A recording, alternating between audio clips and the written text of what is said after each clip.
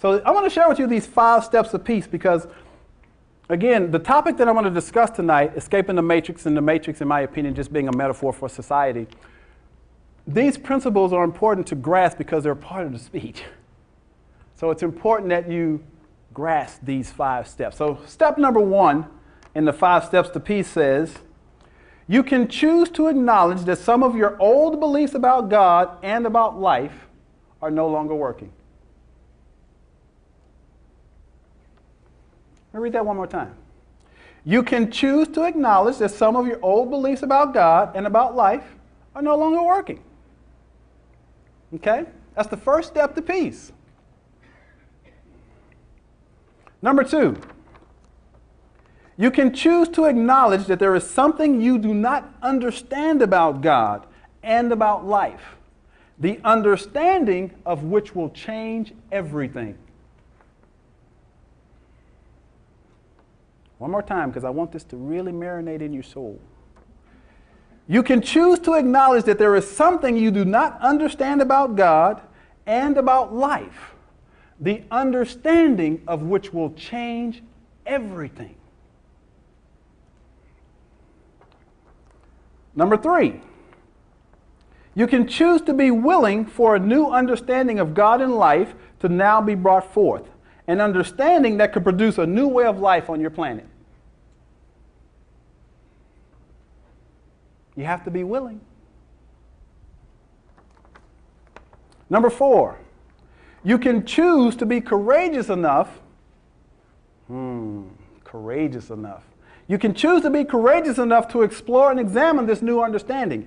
And if it aligns with your inner truth and knowing, to enlarge your belief system to include it. There's no duty and obligation here. You get to choose. If it works for you, fantastic. If it doesn't work for you, guess what? Just disregard it. Let it go. Be free from it.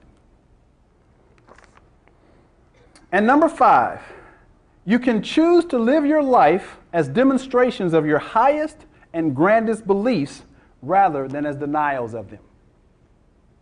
That's powerful.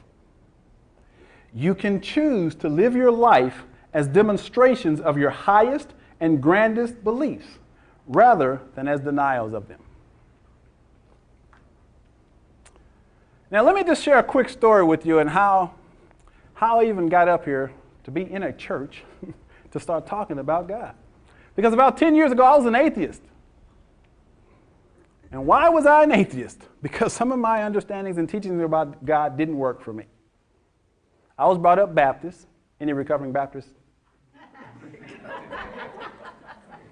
And I'm not being in judgment of Baptists. That's just a funny little joke. But I'm a recovering Baptist, and even as a child, I remember as a child listening to the minister and saying, no way. I'm sorry. I don't get it. Why would God do that? As a matter of fact, this was the pivotal point in my spiritual life because I had gone through a divorce and some other things, and I was searching for something. So I went back to what I knew, which was the Baptist church. And so I played the Baptist game for a while. I was born again. I was saved. You ever ask yourself, saved from what? Okay, we'll get back to that. But anyway, I went through this process of being born again, and I stood up in church and talked to people about how Jesus had done all this for me, and oh yeah, I was just Jesus happy. But in my heart, there was something that said, I really don't believe this. And so I got to a point in my life where I had to stop lying to myself. And so this is what happened. True story.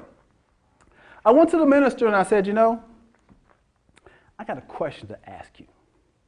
And I have to be honest, I said, your answer to this question is going to be very important to me because it's going to help me decide whether or not I'm going to leave your church.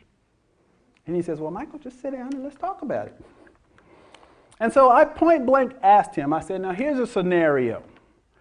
Let's imagine that there are 2 people, 2 men, as an example, born at the exact same time in 2 different environments.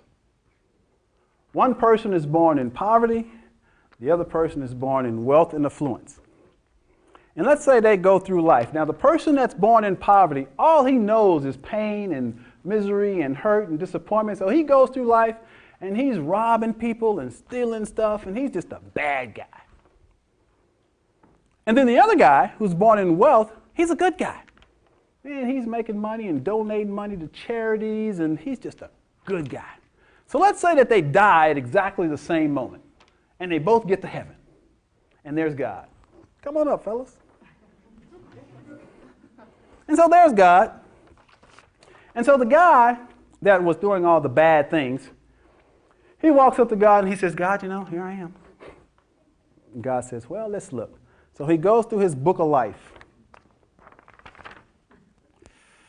Ooh. He says, you've done some pretty bad things. But I'm a forgiving God. I tell you what, do you accept Jesus Christ as your Lord and Savior? Oh, absolutely, God. And he meant it. Absolutely, God. I'm sorry for what I did. I accept Jesus as my Lord and Savior. And if you'll let me into heaven, man, I'll be the model citizen. God said, come on in. So the next guy walks up in front of God. Same routine. God goes through his life and he says, man, you were just the model of excellence. You epitomize me in every sense of the word. Now, do you accept Jesus Christ as your Lord and Savior? And the guy looks at God and he goes, well, I got to be honest, because you're God, and if I lied, you know. I can't do that. Because the truth is, I'm surprised that I'm even here because I didn't even think you existed.